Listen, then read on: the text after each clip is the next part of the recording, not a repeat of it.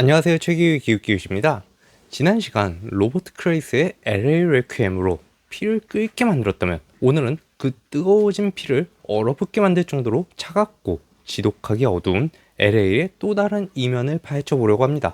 오늘 소개해드릴 작품은 범죄소설의 거장 제임스 엘로이가 1990년에 발표한 하드보일드 문학 역사상 가장 위대한 걸작으로 꼽히는 LA 컨피덴셜입니다. 많은 분들이 러셀 크로우와 가이 피어스가 주연한 1997년작 동명 영화로 이 작품을 기억하실 텐데요. 하지만 장담컨대 소설 원작이 품고 있는 그 압도적인 스케일과 인간의 밑바닥을 향한 집요한 시선은 영화가 미처 다 담아내지 못했습니다.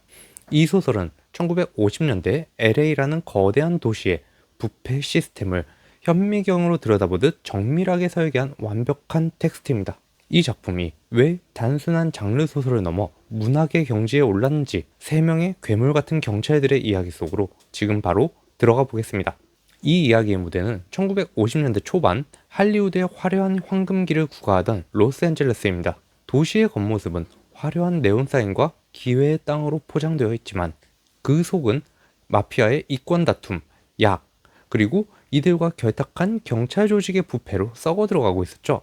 제임스 엘로이는 이 거대한 시궁창 같은 도시에 각기 다른 신념과 욕망을 가진 3명의 LAPD 형사를 던져 넣습니다. 첫 번째 주인공은 버드 화이트입니다. 그는 덩치가 거대하고 말보다 주먹이 먼저 나가는, 그야말로 움직이는 시한폭탄 같은 형사입니다. 어린 시절 아버지가 어머니를 때려 죽이는 모습을 목격한 끔찍한 트라우마를 안고 살아가죠.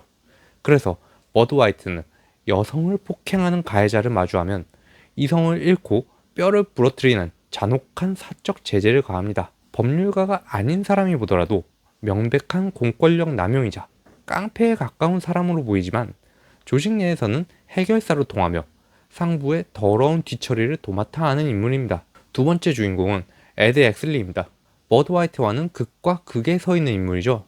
에드는 전설적인 경찰이었던 아버지의 그늘에서 벗어나 전력으로 출세 가도를 달리는 야심가입니다. 냉철하고 두뇌전이 빠르며 법정과 매뉴얼을 칼같이 지키는 엘리트입니다.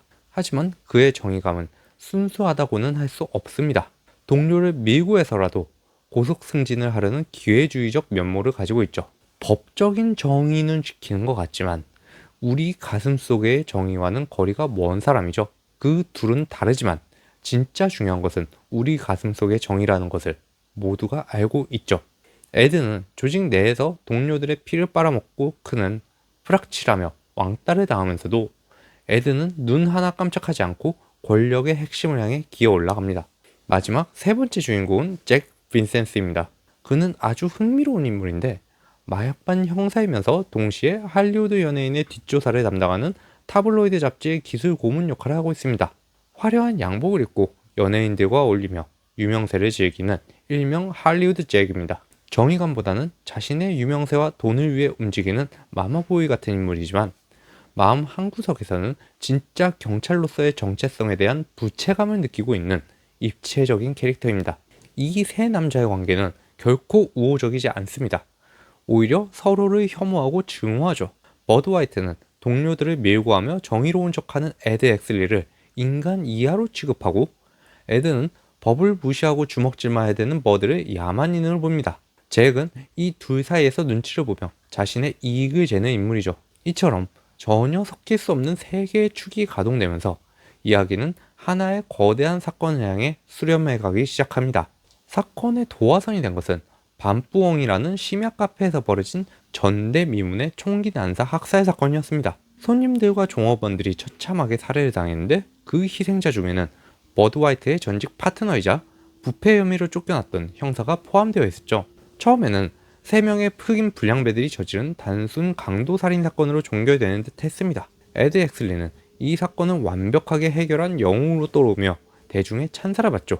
하지만 버드 화이트는 직감적으로 무엇인가 잘못되었다는 것을 느낍니다.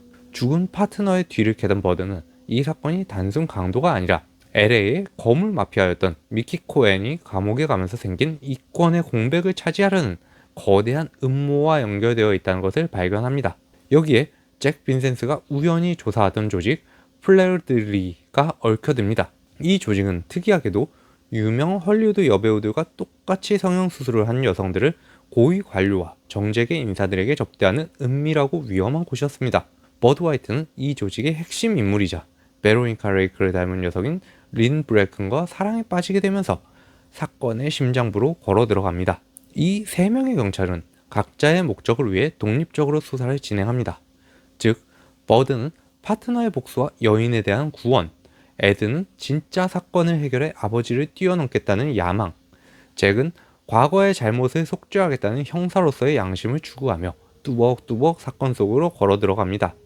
그리고 이 수사의 끝에서 세 사람은 마침내 충격적인 진실과 마주하게 됩니다. 자신들이 그토록 충성했던 LAPD 조직의 가장 높은 곳, 에드 엑슬리가 존경에 마지 않던 경찰의 우두머리가 이 모든 학살과 약물 비즈니스의 거대한 흑막이었다는 사실을 말이죠. 많은 분들이 1997년 영화를 명작으로 꼽으시지만 원작 소설을 읽고 나면 영화는 아주 영리하게 축약된 요약본에 불과하다는 것을 알게 됩니다. 원작은 영화보다 훨씬 방대하고 묵직합니다. 가장 큰 차이는 스토리의 스케일과 타임라인입니다. 영화는 나이트 아울 사건이 일어난 짧은 기간을 다루지만 소설은 무려 1950년부터 1958년까지 거의 10년에 가까운 세월을 관통합니다. 영화에서는 중간에 퇴장하는 몇몇 인물들이 소설에서는 아주 오랫동안 살아남아 거대한 음모의 톱니바퀴를 돌립니다. 사건의 수 역시 영화보다 서너 배는 더 많아서 마치 여러 개의 독립된 범죄 수사물이 하나로 묶여있는 듯한 밀도를 자랑합니다. 캐릭터의 묘사 역시 소설이 훨씬 더 어둡고 입체적입니다. 영화 속 에드 엑슬리는 비교적 정의로운 청년으로 묘사되지만 소설 속 에드는 출세를 위해서라면 살인이나 증거 조작도 서슴지 않는 버드 화이트 못지않게 타락한 인물입니다. 버드 화이트 역시 영화보다 훨씬 더 파괴적이고 잔인한 폭력성을 보여주죠. 특히 결말 부분에서 영화는 헐리우드식 정의가 승리하는 카타르시스를 주며 에드와 버드가 극적인 화해를 하는 것처럼 끝을 맺지만 소설의 결말은 훨씬 더 냉혹하고 씁쓸합니다. 악은 완벽히 처단되지 않고 시스템의 일부로 남으며 살아남은 자들은 그 부패한 시스템과 타협한 채 거대한 진실을 가슴속에 묻고 살아가야 합니다. 제가 변호사로서 이 소설의 결말을 보았을 때 정의가 법의 테두리 안에서 완벽하게 승리할 수 없다는 그 지독한 현실주의에 깊은 탄식을 내뱉을 수밖에 없었습니다. 이 작품이 30년이 지난 지금까지도 하드보일드 문학의 최고봉으로 평가받는 이유는 제임스 엘로이만의 독보적인 문체와 세계관에 있습니다. 엘로이는 감정을 배제한 채 마치 경찰의 수사 보고서나 타블로이드 잡지의 헤드라인을 읽는 듯한 단문 형태의 문장을 구사합니다. 수식어가 없고 극도로 건조합니다. 그가 걸었다, 총을 쐈다, 피가 튀었다 같은 식이죠. 이 정밀하고 차가운 문체는 역설적으로 독자의 상상력을 자극하며 그 어떠한 화려한 묘사보다 더 생생하고 잔혹한 압박감을 선사합니다. 불필요한 에너지 낭비가 전혀 없는 오직 효율성과 타격감만을 위해 설계된 궁극의 기계 장치 같은 문장입니다. 엔지니어링 업계에서는 밸류 엔지니어링이라고 부르는 효율성을 극대화한 아주 기술적 문체입니다. 저 개인적으로 현학적이고 장황한 문장들을 굉장히 싫어하고 이런 짧은 문장을 아주 좋아하기 때문에 너무 마음에 들더라고요. 또한 이 소설은 인간의 원죄와 구원이라는 무거운 주제를 하드보일드라는 장르적 틀 안에 완벽하게 녹여냈습니다. 여기 나오는 세 명의 주인공은 결코 선인이 아닙니다.